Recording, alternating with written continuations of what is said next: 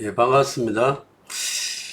제가 2011년부터 현장에서 줄기세포 사업을 좀 진행해 왔습니다. 그래서 그동안 한 12년 동안 줄기세포 사업을 해 왔었는데, 코로나로 인해서 그전에는 코로나 이전에는 전국을 다니면서 오프라인 강의도 종종 했었고, 여러 방면으로 고객과 또는 우리 에이전트들하고 같이 이렇게 상담하는 기회가 많았었는데, 코로나 때문에 제가 직접 대면적인 부분을 많이 못했습니다. 그리고 어, 줄기세포에 대해서 대부분 좀 아시는 분들이 많이 있기도 하고 많이 듣기도 하고, 또 현재 줄기세포 사업에 대해서 매력을 느끼신 분도 많이 있습니다. 그리고 줄기세포에 대한 정보를 좀 얻고 싶은데, 사실은 줄기세포에 대한 이 정보를 쉽게 얻을 수가 없어요. 그리고 누가 이렇게 전달해 주시는 분도 없고, 그래서 제가 그동안에 오랜 경험을 토대로 해서 어, 이 줄기세포에 대한 내용, 현실하고 맞는 부분, 저는 어류진은 아닙니다. 어류진은 아니지만, 현장에서 직접 접하면서 알게 된 지식과 노하우를 몇 편의 시리즈로 한번 영상을 만들어서 제공할까 합니다. 그래서 줄기세포는 상당히 유용한 거거든요. 우리 인간이 살아가는 데 있어서 굉장히 유용한 하나의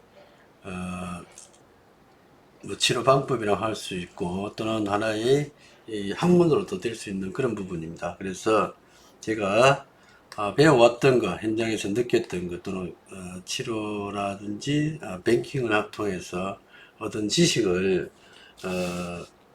가감없이 한번 펼쳐보도록 하겠습니다. 그래서 시리즈로 좀 진행하고 편안한 마음으로 진행하니까 여러분들이 여러분에 대한 지식을 얻는데 좀 도움이 되었으면 좋겠습니다. 제가 현장에서 주로 보면은 줄기세포란 무엇입니까? 이러면 줄기세포 하면은 떠오르는 게 뭐가 있습니까? 이러면은 황우석 박사 이런 얘기를 많이 합니다. 황우석 박사가 우리나라에서 줄기세포 분야에서 센세이션을 일으켰죠. 그래서 그렇지만 황우석 박사는 엄밀하게 말하면은 우리가 지금 이야기하는 줄기세포 쪽하고는 좀 방향이 틀린 부분입니다. 황우석 박사는 체세포, 세포 복제, 동물 복제 쪽으로 연구를 많이 하셨고, 거기에 대한 대가라고 할 수가 있죠. 그런데 저희들이 지금 취급하는 이 줄기세포는 황우석 박사가 하는 게 아니라 우리 그 성체 줄기세포, 우리 인간에 대한 줄기세포를 연구하고 또는 이 시술하고 요법을 하는 그런 분야다, 이렇게 보시면 되고, 엄밀하게 말해서 같은 길이 아니다, 이렇게 볼 수 있습니다. 자, 이제 줄기세포는 영어로 스템셀이라고 합니다. 스템셀. 여기 지금 정의가 나와 있는데 아주 설명이 잘 되어 있어요. 줄기세포는 여러 종류의 신체 조직으로 분화할 수 있는 능력을 가진 세포를 말하면서 미분화된 세포를 말합니다. 그러니까 줄기세포는 분화할 수 있는 능력을 가진 세포인데 분화가 되지 않는 세포. 그러니까 아직 장기나 조직으로 분화가 되지 않는 미분화된 세포, 원천적인 세포를 줄기세포라고 얘기를 합니다. 그래서 이러한 미분화된 세포에 적절한 조건을 맞추면 다양한 조직으로 분화할 수 있는데, 이때 손상된 조직을 분화할 수 있게 만들어 치료에 응용한다. 분화라는 것은 초기 단계 세포의 각 조직의 특성을 갖추도록 만드는 과정을 말합니다. 그래서 줄기세포의 특성이 이제 세 가지가 나오는데, 최초의 근원적인 세포다. 우리 몸을 구성하는 우리 몸 전체가 세포라고 보면 됩니다. 세포로 구성되어 있는 신체다, 이렇게 보시면 되고, 가장 최소 단위인 근원적 세포이고, 이러한 줄기세포는 분화 능력을 가지고 있습니다. 분화 능력, 다분화 능력, 여러 가지 장기로 이렇게 만들어낼 수 있는 능력이 있고, 그 다음에 스스로 증식하는 능력이 있어요.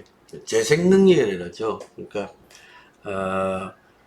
스스로 이렇게 퇴행되어 가는 세포를 다시 되살리는 리제너레이션, 그러니까 재생 능력을 가지고 있다 이렇게 보시면 되고, 그 다음에 복제 능력을 있어요. 하나가 두 개가 되고 두 개가 이렇게 네 개가 돼요. 이렇게 복제 능력을 가진 세포다 이렇게 볼 수 있습니다. 그래서 줄기세포는 한마디로 말하면 미분화된 세포이고 근원적 세포이며 다분화 능력을 가지고 있고 재생과 복제 능력을 가지고 있는 세포다 이렇게 보면 됩니다. 그래서 스템셀이라고 합니다. 스템셀 이렇게 생겼다고 그래요. 이런 식으로 세포가 생겼고, 실질적으로는 줄기세포는 살아있다 이렇게 보시면 됩니다.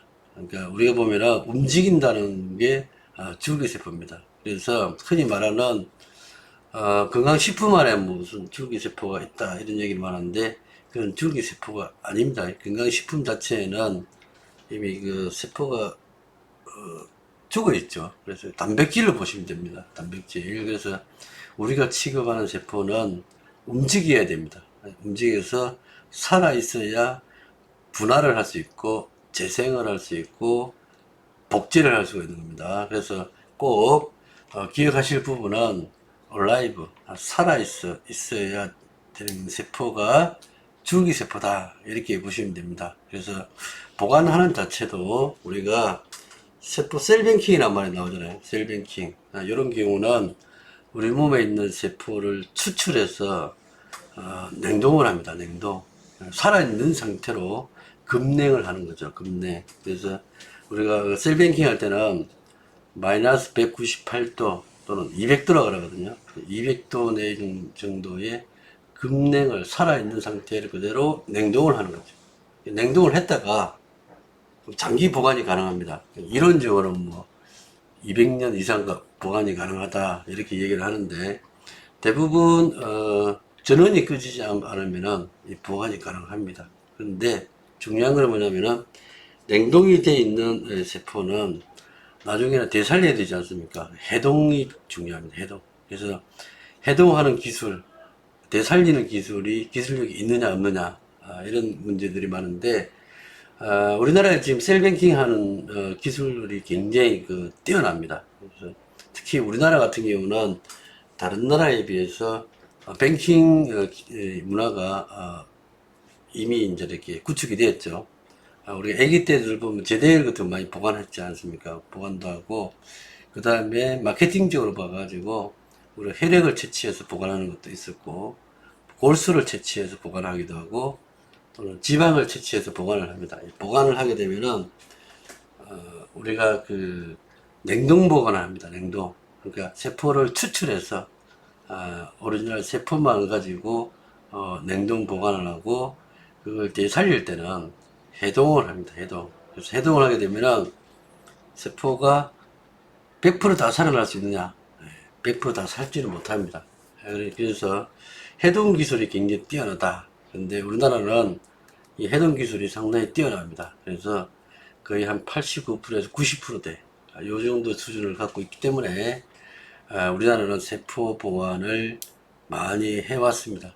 그동안에 세포 보관을 많이 했죠. 그래서 지금도 각 연구소의 그 질소 탱크 안에 보면은 세포 보관들이 많이 되어 있습니다. 그래서 그걸 필요로 할 때 해동을 해서 그냥 넣는 게 아니라 다시 활성화를 시킵니다. 세포를 활성화시켜서 우리가 보면은 증식이라 그러죠. 증식 또는 배양을 해서 세포 수를 더 이렇게 키워 누립니다. 여기 보면은 복제 능력이 있다고 했습니다. 복제를 세포를 분할을 시켜가지고 세포를 증식시켜서 우리 몸에다 다시 치료하는 그런 요법들이 나오고 있습니다. 자, 그러면은 다음 한번 보겠습니다. 세포는, 그럼 이러한 세포는 종류가 있는데, 대부분 사람들은 우리가 이제 언론에서도 그렇고 누가 이렇게 정확하게 이 구분을 안 지어주기 때문에 줄기세포라면은 하나만 있는 줄 압니다. 줄기세포라는 것은 하나 있다. 근데 오늘 갑자기 NK세포 또 이런 얘기도 요새 NK란 말 많이 나오지 않습니까? 그래서 내추럴 킬러 이러다 보니까 면역세포라는 말이 또 나옵니다. 저도 이렇게 처음에는 이 면역세포라는 개념이 없었어요. 우리나라가 2011년도 2010년도 때 보면은 면역이란 말들이 별로 없었습니다. 없었고 그냥 줄기세포, 스템셀 이렇게 해가지고 통틀어서 얘기를 많이 했는데 이게 좀 시간이 갈수록 세분화됩니다. 세분화. 그래서 엄밀히 말하면 줄기세포에는 여러 가지 종류가 있습니다. 그래서 여기에 지금 나와 있는 요 종류를 좀 아시면은 여러분들이 그렇구나 하는 이해를 좀 할 수가 있습니다. 자, 우선은 배아줄기세포가 있습니다. 배아줄기세포.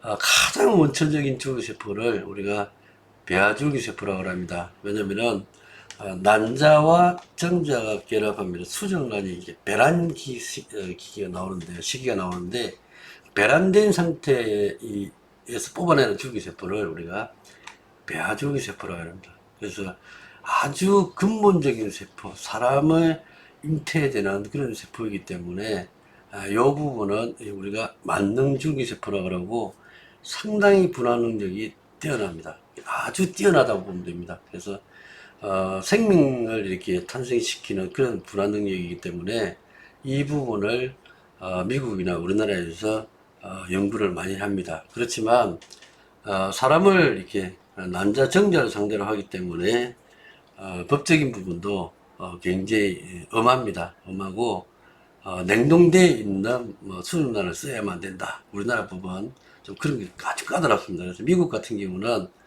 그런 이 법이 좀 완화됐기 때문에 우리나라 이 연구원들이 미국 가서 이렇게 연구를 많이 합니다. 합작을 하기도 하고. 그래서 배아줄기세포는 우리가 흔히 말하는 만능줄기세포다. 이렇게 보면 됩니다. 근데 아직까지는 임상 단계도 접어들지 않고 거의 그냥 연구 단계에 있습니다. 연구 단계에 있는 이유가 통제가 잘 안 되고 있습니다. 만능적인 장기로 이렇게 분화가 되지만 때로는 암인자가 나올 수 있다. 이런 얘기도 있고 그 다음에 어떤 형태로 분화가 될지 통제가 안 되는 럭비공이다. 마치 럭비공 같은 그런 형태다. 그래서 주로 연구 위주로 하고 있습니다. 연구 위주. 만약에 그 부분이 통제가 되고 컨트롤이 된다면은 아주 뛰어난 줄기세포가 탄생하지 않을까 그렇게 볼 수 있습니다. 그래서 우리가 인터넷상으로 주로 나오는 얘기들은 줄기세포가 좀 불안하다, 뭐 위험하지 않느냐 이런 얘기는 전부 다 배아줄기세포에 대한 이야기들입니다. 그래서 요 이야기하고 현재 우리가 하고 있는 얘기를 좀 이렇게 성체줄기세포하고 구분 지을 필요가 있습니다. 그래서 크게 보면은 요 한 파트하고 그다음에 우리가 출산 시 얻을 수 있는 요 세포하고 요 성체줄기세포 이 두 가지로 나눠집니다.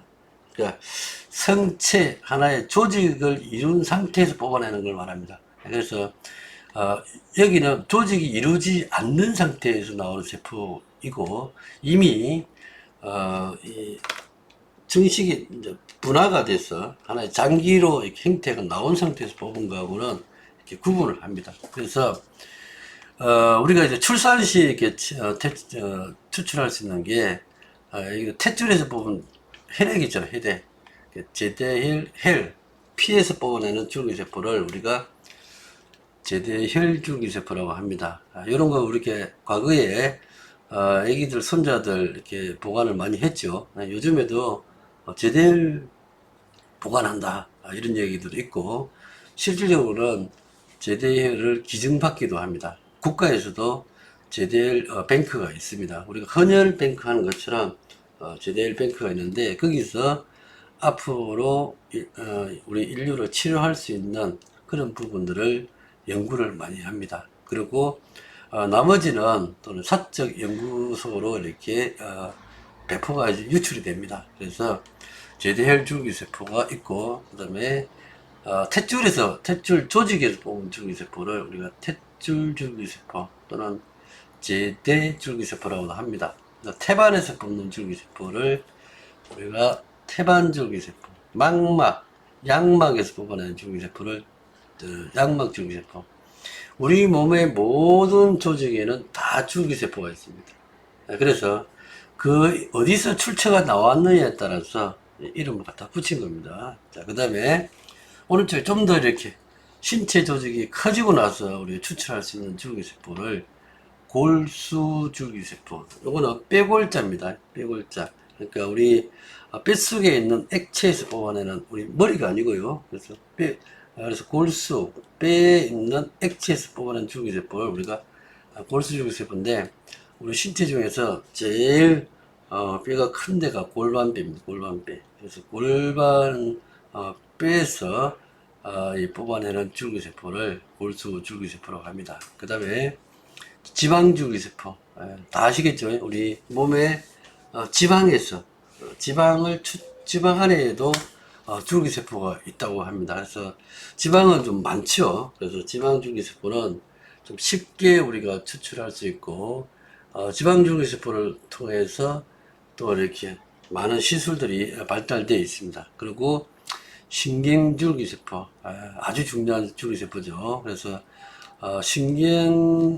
신경과 관련되어 있는 부분에 추출한 줄기세포를 신경줄기세포라는데, 차후에 한번 다루도록 하겠습니다. 그 다음에 피부줄기세포. 우리 피부에도 줄기세포가 있습니다. 그래서 피부에서 뽑아내는 줄기세포, 이런 걸 말하고, 그 다음에 면역세포라는 게 있는데, 자, 면역세포도 큰 범위 내에서는 우리가 줄기세포 속에 들어갑니다. 근데 이 부분은 성격이 완전 틀려요.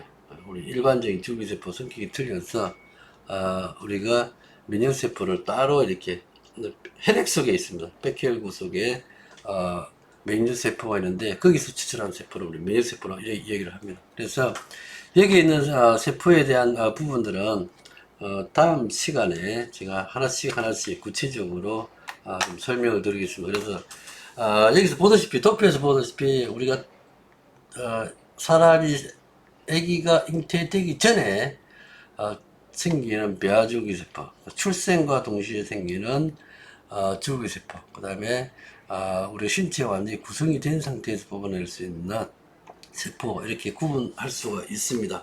그래서 우리가 주로 지금 성인을 상대로 또는 우리가 시술을 한다든지 치료제를 이렇게 만든 세포들은 배아줄기세포가 아니고 제대줄기세포부터 해서 면역세포, 요 분류에 해당이 됩니다. 그래서 비교적 안전하다고 볼 수가 있습니다. 그래서 성체줄기세포 분류에 들어간다, 이렇게 보실 수 있습니다. 자, 보시면은 세포 종류가 많죠. 요거보다 더 많습니다. 자, 여기도 없는 부분이 우리 치아에서 치주골에서 뽑아내는 치아줄기세포가 있을 수가 있고요. 그 다음에 요즘에는 요 줄기세포라는 것도 있어요.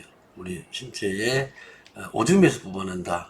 저도 처음에 이해가 안 되는데, 그래서 우리 몸에서 나와 있는 모든 부분이 다 줄기세포 인자가 들어있다, 이렇게 볼 수 있습니다.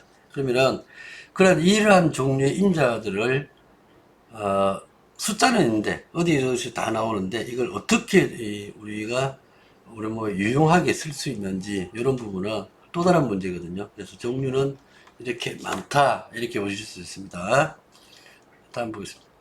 자, 이러한 줄기세포에는 특성이 있어요. 특성. 아까 앞에 잠깐 언급됐지만은 이 줄기세포가 근원적인 세포라 했거든요. 근원적인 세포이기 때문에 이렇게 근육을 만들 수가 있고요. 그 다음에 여러 가지 이제 신체 조직으로 분화가 될 수 있는 겁니다. 분화 능력, 모든 종류의 기능세포로 분화가 가능하다. 분화 능력이 첫 번째고, 그 다음에 복제가 한다. 자가복제. 스스로 자기와 동일한 형태 및 능력을 가진 세포로 복제를 하는. 하나가 두 개로 복제, 두 개가 네 개로 복제를 한다. 그 다음에 이 줄기세포의 특징은 호밍 이펙트라는 게 있습니다. 호밍 이펙트. 정맥내 투여 시 손상된 부위를 스스로 찾아낼 수 있다. 자, 우리가 줄기세포를 맞으면은 어떤 형태로 맞냐면은 주로 이렇게 우리가 영양제 맞듯이 손목이나 닌기로 맞습니다. 닌기로 맞듯이 팔뚝에다가 정맥으로 맞습니다. 이게 우리가 IV 주사라고 그러는데, 자, 예를 들어서 치매 쪽이나 파킨슨 쪽을 개선을 하기 위해서 줄기세포를 맞는데 머리를 개복을 안 하고 혈관에다 맞습니다. 혈관. 그 다음에 간이나 폐 쪽을 개선하기를 위해서 우리가 줄기세포를 맞는데 여기를 개복을 하지 않고 혈관에다 주사를 놓습니다. 왜 그러냐면은 머리나 이 폐를 개복을 하지 않아도 줄기세포는 혈관에 넣으면 스스로 찾아갑니다. 이게 아주 좋은 효과죠. 손상된 부위를 스스로 찾아간다고 이렇게 나와 있고 또 과학적으로도 증명이 된 겁니다. 줄기세포는 아주 이렇게 미세한 조직이고 기능이 뛰어나기 때문에 우리 이렇게 머릿속에 비비비 장막을 통과를 합니다. 통과를 해서 뇌 쪽이 안 좋으면은 신경 쪽이 안 좋으면은 머릿속으로도 이렇게 들어가고 그 다음에 관, 폐, 그 다음에 장기 쪽으로 이렇게 딱 흘려 들어갑니다. 자, 그러면은 나는 간이 안 좋아서 줄기세포 맞는데 다른 거는 또 좋아질 수 있는, 좋아질 수가 있습니다. 이거는 그 대신 몸이 안 좋으면은 줄기세포 양이 차이가 나야 됩니다. 한 번 맞아야 될 부분을 두 번, 세 번, 네 번 사람에 따라서 이렇게 줄기세포를 좀 많이 들어가는 그런 효과를 보여줘야 된다. 이렇게 볼 수 있습니다. 그래서 대부분 줄기세포는 정맥을 합니다. 때로는 아픈 부위를 국소 주사를 할 수 있습니다. 예를 들어서 무릎 연골재상. 연골재상은 혈관에다 주사를 놓으면 안 들어갑니다. 단절됐기 때문에. 그래서 그런 부분은 연골에다가 직접 이렇게 국소 주사를 해서 줄기세포를 넣는다. 그 다음에 우리가 이제 미용으로 보면은 얼굴에다 수술한 경우 있잖아요. 그러면 피부에다가 줄기세포를 직접 집어넣는다. 아니면 가슴 이 성형 수술할 때 줄기세포를 가지고 보충하는 경우가 있습니다. 그럴 때는 혈관에 하는 것보다 직접 그 해당 부위에 주사하는 방법, 이런 것들이 있을 수 있습니다. 그래서 줄기세포의 제일 큰 특징 세 가지: 분화 능력, 자가 복제 능력, 효밍 이펙트, 이렇게 세 가지가 있고요. 자, 그럼 줄기세포를 맞으면은 흔히들 뭐가 좋아지느냐, 이런 질문을 많이 합니다. 그래서 줄기세포의 6가지 메커니즘, 기능이라고 할 수 있는 6가지의 효과를 느낄 수가 있는데, 이 부분을 한번 살펴보도록 하겠습니다. 맨 먼저 상처 치유. 줄기세포는 맨 먼저 손상된 세포를 재생합니다. 되살려내는 거죠. 아까 우리 맨 앞에 보면은 도마뱀 그림이 있는데, 우리가 도마뱀 꼬리를 탁 자르면은 꼬리가 떨어지고 나면 다시 이렇게 꼬리가 자라잖아, 그죠? 네, 똑같은 논리입니다. 그래서 상처 치유. 우리가 손에 칼로 손이 이렇게 비비면은 피가 납니다. 피가 나는데 또 며칠 지나고 나면은 이게 살이 다시 붙잖아요, 그죠? 이런 능력이 다 줄기세포가 하는 능력이다, 이렇게 보시면 됩니다. 그래서 상처 치유. 두 번째는 분화 기능. 손상된 세포로 분화하여 손상된 세포를, 이 글자가 좀 그렇네요. 세포를 분화해 가지고 정상세포로 재생한다. 정상세포로 재생한다, 이렇게 볼 수 있습니다. 자, 다시 한번 보겠습니다. 화면이 이렇게. 세 번째, 주변 분비물 신호, 콜라겐, 중요하죠, 그죠? 그 다음에 호르몬, 단백질 70% 정도 콜라겐이라는데, 호르몬 등 성장 인자를 촉진하여 인체 내 조직을 개선한다. 그래서 주변 분비물, 줄기세포의 주변에 있는 분비물들을 성장 인자를 촉진한다. 그러면은 성장 인자를 촉진한다는 것은 좀 젊게 만든다는 거죠. 그래서 우리 줄기세포를 시술하게 되면은 어, 피부에 탄력이 생기고 톤이 틀려진다는 말을 많이 합니다. 그래서 어, 일단은 정맥을 맞더라도 우리가 피부가 좋아지는 효과를 느낄 수가 있고, 정맥보다는 또 얼굴에다가 직접 성장인자 역할을 하게끔 인체 조직 내들을 개선한다, 이렇게 볼 수가 있습니다. 그 다음에 아주 중요합니다. 면역 조절 기능. 면역 관련 장기의 기능을 정상화하여 면역 조절한다. 면역은 너무 많아도 문제가 있고 너무 적어도 문제가 있습니다. 적절한 면역을 유지를 해야 우리 몸이 정상적으로 기능을 발휘해야 합니다. 그래서 줄기세포는 면역 조절 기능을 스스로 갖고 있다. 항상성 역할을 한다, 이렇게 볼 수가 있고요. 그래서 아주 중요한 면역 조절 기능 때문에 우리가 면역 질환으로 인해서 오는 환자들 있잖아요. 루푸스 환자들 이런 거, 그 다음에 면역기에 문제가 생겨서 면역 과다로 인해서 생기는 그런 질병들이 줄기세포 시술에 해당이 되는 겁니다. 세포 사멸 방지. 우리가 나이가 들면은 세포가 많이 죽거든요. 그 다음에 뭐 충격을 받는다든지 여러 가지 이제 외부적인 요인에서 세포가 사멸을 하고 세포가 다시 태어나고 이런 걸 반복적으로 일어납니다. 그래서 세포 사멸을 아무래도 젊은 사람들은 세포 사멸이 좀 느려지고 새로 태어나는 게 좀 많이 태어나고 이렇습니다. 그런데 나이가 들어가면 갈수록 우리가 세포는 많이 죽는데 새로 태어나는 부분이 적게 태어납니다. 그래서 세포 숫자가 줄어든다고 볼 수 있죠. 그래서 이 노화가 생기는 거거든요. 그래서 일종의 노화도 자연스러운 것 같지만은 사실은 질병으로 보는 쪽도 많습니다. 자, 그래서 여섯 번째는 혈관 신생에 의한 혈액 공급. 자, 여기는 손상된 혈관을 재생하여 정상적으로 혈액이 공급되게 함. 자, 우리 몸 신체에는 아주 미세한 혈관들이 많이 있는데, 그 중에 이제 혈관이 막힌 부분도 있고, 막혀서 산소 공급이 잘 안 되고, 영양 공급이 잘 안 되는 경우가 많거든요. 그런데 줄기세포는 혈관을 뚫어주는 역할보다 오히려 미세 혈관을 새로 재생을 시키는 역할이 더 뛰어납니다. 그래서 혈관 재생, 아주 미세 혈관을 되살리는 역할, 그러니까 새로 이렇게 살리는 역할을 한다고 이렇게 볼 수가 있습니다. 그래서 줄기세포의 6가지 이렇게 메커니즘에 보면은 다른 어떤 이 분야보다 보면은 공통적으로 보면은 우리 몸을 조절해주고 세포를 사멸을 방지를 해주고, 그 다음에 성장 인자를 늘려주고, 그 다음에 전체적으로 보면은 우리 몸을 재생하는 역할을 해주는 역할을 합니다.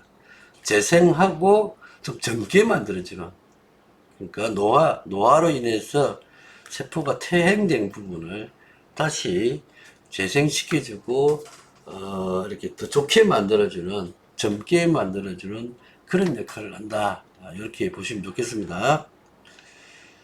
그 다음에 그러면은 우리가 나이가 들어가면은 과연 이렇게 어떤 형태로 이렇게 노화가 되는지 한번 보겠습니다. 나이에 따른 세포 활성도 변화인데, 요 밑에 있는 부분이 연령입니다. 아까 태어난 것들 10대, 20대, 30대, 40대, 50대, 60대, 70, 80, 90, 100 연령이고, 활성도입니다. 10, 20, 30, 40, 50, 60, 70, 80. 이러한 도표는 많이 봤을 겁니다. 유사한 형태. 근데 직접 이렇게 면역세포, 그 중에 면역세포를 활성도인데 줄기세포도 거의 비슷합니다. 그래서 요 부분이 건강한 남성, 파란 부분이죠. 빨간 부분이 여성인데, 우리가 제일 그 활성도가 면역력이 좋을 때가 20대 중반입니다. 20대 중반. 그래서 요때는 우리가 하루 이틀 좀 잠을 못 자도 금방 이렇게 회복이 됩니다. 근데 20대, 30대, 20대 후반 정도 넘어가면 꺾이기 시작합니다. 근데 우리가 꺾인다고 생각 안 하죠. 항상 젊었다고 생각합니다. 30대 돼도 그다지 이렇게 우리가 나이 들었다 소리는 안 합니다. 그래서 그 여파가 요만큼 세다는 겁니다. 활성도도 세고. 근데 30이 넘어가면은 이제 40이 되고 벌써부터 이제 노화가 슬슬 나타납니다. 50대 이렇게 되고 60, 70 정도 되면은 이제 여성이나 남성이나 면역에 대한 외부에 대한 바이러스 방어 능력이나 내 몸 면역에 대한 부분이 많이 떨어집니다. 그래서 자연스럽게 이렇게 노화되는 과정이거든요. 그래서 일단은 요 젊었을 때는 큰 문제가 없으나 대부분 우리가 30세로 넘어가면은 노화가 시작됐다고 봅니다. 근데 30세가 노화됐다는 말은 좀 안 맞는 것 같은데 실제로 노화가 진행이 됩니다. 그래서 한 50대 정도쯤 되면은 여성분들도 많은 변화가 오죠.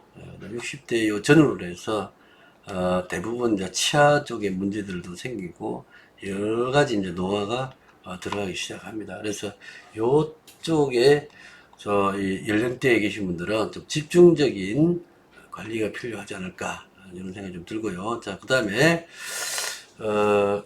나이에 따라 앞에는 나이에 따른 부분인데 이제 환자에 따라서 면역력 차이라든지 요 활성도를 한번 보겠습니다. 저기서 활성도인데 파란 부분은 일반적인 사람입니다. 건강한 사람, 노멀 원 케이스라는 뜻이고, 그 다음에 요 2도 건강한 사람, 그 다음에 3 캔서, 그 다음에 암 걸린 사람 말입니다. 요 건강한 사람과 암에 걸린 사람의 세포의 활성도를 보면은 한 4배 정도 차이 나죠. 아주 좋은 사람하고는 4배 정도 차이 나고 중간 사람인 사람하고도 두세 배 정도 차이가 납니다.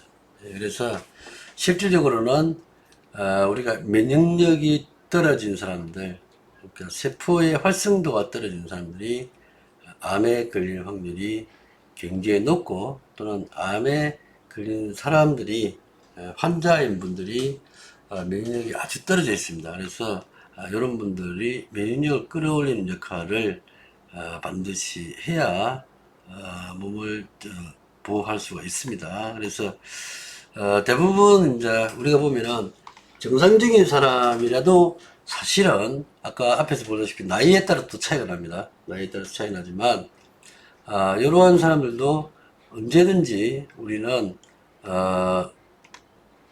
이렇게 꺾일 수가 있거든요.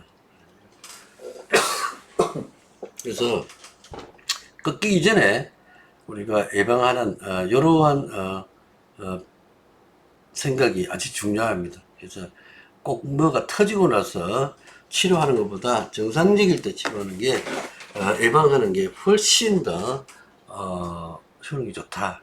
이건 누구나 다 아는 내용인데 현실적으로는 그게 잘 안 지켜지죠. 그래서 나이에 따라서 50대 정도 중후반 넘어가면은 반드시 우리가 회복을 해야 된다. 그래서 노력을 건강 관리를 반드시 해야 된다. 이렇게 볼 수가 있습니다.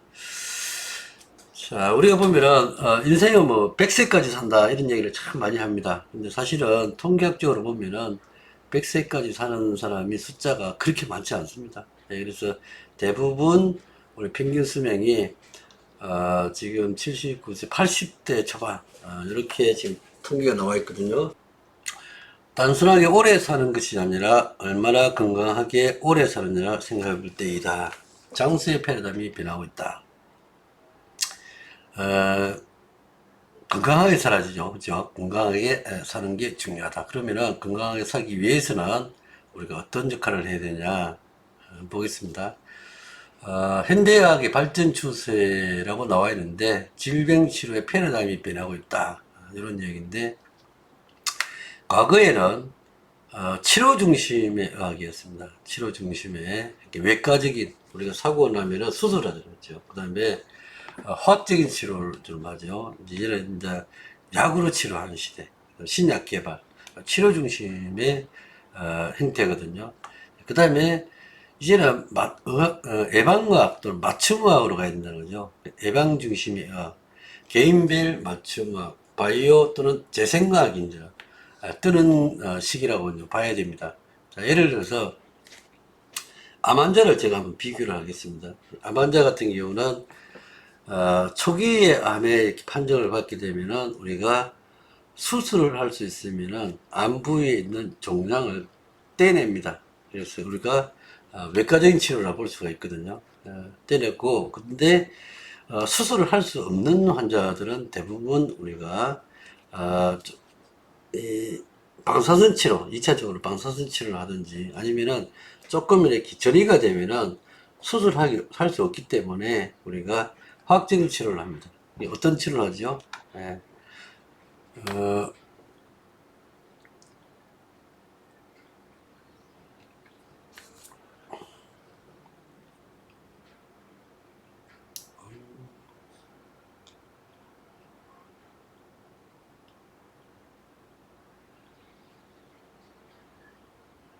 항암 치료를 하죠. 그죠? 예, 우리가, 어, 항암 치료를 통해 가지고 전이되어 있는 부분들을, 없애려고 이제 노력을 많이 합니다.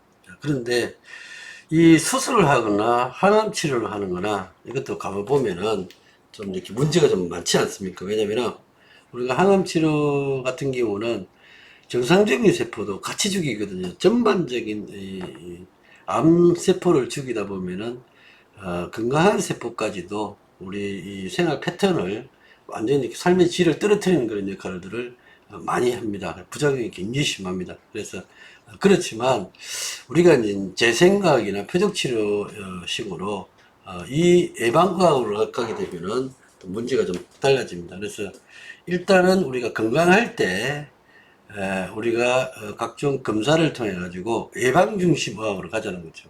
그리고 우리 이제 줄기세포나 여기서 나오는 면역세포 형태로 해서 우리 몸에 있는 세포들을 이 영향을 주지 않고 그 표적 치료하는 방식으로 이렇게 나오고, 그 다음에 평상시에 우리 몸의 세포의 활성도를 높여가지고 이러한 일들이 안 생기도록 이렇게 예방하는 치료 방식이 굉장히 중요하다, 이렇게 볼 수 있습니다. 그래서 제가 이 일을 하다 보면은 대부분 사람들은 줄기세포 맞는 사람이 환자들 아닙니까? 이렇게 질문을 많이 합니다. 근데 실질적으로는 환자보다는 환자가 아닌 사람이 더 줄기세포 시술을 더 많이 합니다. 그래서 10명 중에 한 70% 정도는, 6, 70% 정도는 건강한 사람들이 줄기세포나 면역세포 시술을 더 많이 한다는 걸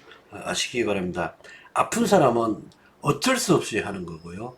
아프지 않은 사람들은 미리 하는 게 더 중요합니다. 그래서 건강한 삶을 사는 거거든요. 그래서 건강한 삶을 오랫동안 유지하기 위해서 예방적인 치료가 더 중요하다.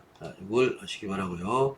자, 그 다음에 성체줄기세포 세포로 치료 가능한 질환, 이렇게 그냥 몇 가지만 이렇게 적어봤는데 훨씬 더 많습니다. 그래서 대표적인 것만 제가 지금 보면은 면역세포는 우리가 암 종류의 포커스를 맞춰서 치료를 하고, 우리 전체의 면역 기능이 떨어진 부분을 면역 회복 쪽으로 치료를 한다, 이렇게 보시면 되고, 우리가 지방줄기세포 같은 경우는 좀 우리 지방 복부에서 추출해서 성형 위주로 많이 했습니다. 성형 위주로 많이 하고 했는데, 이것도 중간엽 줄기세포가 들어있기 때문에 실질적으로는 안티에이징 쪽으로 이렇게 시술을 많이 합니다. 자, 제데일 같은 경우는 백혈병, 골수 형성, 이런 다양한 림프, 악성 림프종, 이런 다양한 질병들을 치료를 하는데, 이것도 하나의 형태입니다. 이것만 이게 되느냐? 그렇지 않고 다른 종류에 있는 세포들도 다 된다는 걸 한번 말씀을 드리고, 앞에 다시 돌아가서 세포의 분류를 다시 한번 살펴보도록 하겠습니다. 안 한 부분이 있는데, 여기 나옵니다. 자, 줄기세포 종류에 따른 또 다른 분류가 하나 있습니다. 그래서 이 부분을 언급하고 오늘은 마치도록 하겠습니다. 자, 줄기세포는 미분화 상태의 세포로 자가 복제 능력을 가지고 있으며 우리 몸을 구성한 210가지의 조직세포를 분화할 수 있는 만능세포이다. 자, 줄기세포는 일반적으로 배아줄기세포와 성체줄기세포를 나누는데, 성체줄기세포는 조헬모 중간엽 줄기세포 또는 간엽줄기세포라고 하기도 하고 신경줄기세포, 지방줄기세포로 나눌 수 있다, 이렇게 해서 나옵니다. 자, 요걸 한번 보겠습니다. 조헬모세포. 이 조헬모세포는 어떤 걸 말하냐면 모든 혈액세포를 만들 수 있는 능력이 있다. 이 뭐냐면은 피를 만들 수 있는, 우리 몸에 피를 생성하는 세포를 조헬모세포라고 합니다. 조헬모세포. 그래서 이 조헬모세포는 어떤 세포가 역할을 하냐면 골수, 우리 지금 혈액은 골수에서 혈액을 만들어내거든요. 골수줄기세포 또는 제대혈 줄기세포, 아기의 탯줄 안에 있는 피에 있는 줄기세포. 그래서 골수와 제대혈은 거의 같은 형태로 볼 수가 있습니다. 세포의 종류에서는. 그래서 우리가 백혈병 걸렸다 이러면은 혈액하고 관련되어 있는 암을 우리가 골수암이라고 이렇게 얘기를 하잖아요. 백혈병. 그럴 때는 골수줄기세포하고 제대혈 줄기세포로 치료를 할 수가 있습니다. 그래서 또 쓰기도 하고요. 그래서 이걸 하려면은 조혈모세포가 있어야 돼요. 조혈모세포. 우리가 백혈병에 걸린 사람들은 수술할 때 보면은 인큐베이터 안에 들어가서 면역을 제로로 만듭니다. 내 몸을 완전 이렇게 제로 상태로 만들어서 새로운 골수를 이식하거든요. 그런 이야기 들어봤죠. 골수를 이식한다. 이 말은 조혈모 세포를 다시 집어넣는 걸 말합니다. 그러니까 백혈병 자체는 백혈병 안에 있는 면역세포가 이상 반응을 일으켜서 생기는 병이 지금 백혈병이거든. 그래서 전염되어 있는 이 골수를 다 없애버리고 다시 이식하는 걸 갖다가 우리가 골수 이식이라고 합니다. 이때 쓰이는 부분이 골수줄기세포, 제대혈줄기세포. 그래서 조혈모세포가 들어있는 골수와 제대혈은 아주 이렇게 좋은 세포다, 이렇게 우리가 판단해 볼 수 있습니다. 자, 그 다음에 간엽세포, 중간엽세포, 이걸 MSC라고 주로 이렇게 얘기를 많이 하는데, 앞 글자만 따서 MSC라고 얘기 많이 합니다. 이거는 대부분의 우리 성체 조직에 다 들어있습니다. 다 들어있고, 여기도 들어있고, 여기도 들어있고, 여기도 있고, 다 들어있습니다. 그래서 뼈와 연골, 지방, 신경, 근육세포 등으로 분화가 가능합니다. 세포 태반 제대를 하는데, 약간 이러한 부분들보다 순도가 좀 떨어진다, 이렇게 볼 수도 있습니다. 그래서 중간엽줄기 세포를 가지고 우리가 현재 시술을 많이 합니다. 이 부분을 배양도 많이 해서 쓰기도 하고 성경적으로도 많이 쓰고 많이 하고, 그 다음에 뉴럴 스템 셀에서 신경줄기 세포, 뇌 신경 조직에서 채취하고 신경뿐만 아니라 다른 조직으로도 분화가 가능합니다. 물론 신경줄기세포는 꼭 뇌에서만 채취하는 건 아닙니다. 우리 몸 각 분야에도 신경이 들어가 있습니다. 그래서 전문적인 부분에서는 뭐 코 부분에서도 채취를 한다, 뭐 그런 있고, 귀 쪽에서도 신경을 채취한다, 이런 말도 있는데, 일단은 신경줄기세포는 뇌 쪽에서 나오는 부분에서 채취한, 요것도 다음 시간에 제가 구체적으로 한번 설명을 드리겠습니다. 그래서 신경을 되새기는 부분에서 아주 중요한 신경줄기세포입니다. 지방줄기세포 많이 갖고 있습니다. 그래서 우리 몸에 있는 부유지방에서 추출을 합니다. 추출해서 원심분리게 지방 조직에서 줄기세포만 추출하는 간단한 기계들이 있습니다. 기계에서 분리를 해서 줄기세포를 추출하고 성형할 때 많이 씁니다. 성형이나 동안시술, 그다음 무릎, 척추, 허리 이럴 때 많이 쓰기 때문에, 일반적으로 성형외과라든지 정형외과에서 주로 하는 방식이 우리가 지방줄기세포하고 분리할 수 있는 기계만 있으면은 간단하게 시술하는 요 방식을 우리가 지방줄기세포를 가지고 이용을 한다. 이렇게 볼 수가 있고, 그 다음에 지방줄기세포도 중간엽 줄기세포가 있기 때문에 요 부분을 세포 증식을 통해 가지고 증식을 통해서 안티에이징이나 다른 이 고장난 부위를 치료할 수 있는 그런 방식들을 지금 많이 하고 있습니다. 그래서 우리나라에서 증식해서 시술하는 부분이 아직 이 법적으로 허용이 안 되니까 주로 해외로 나가죠. 해외로 나가서 시술하는 경향이 많이 있습니다.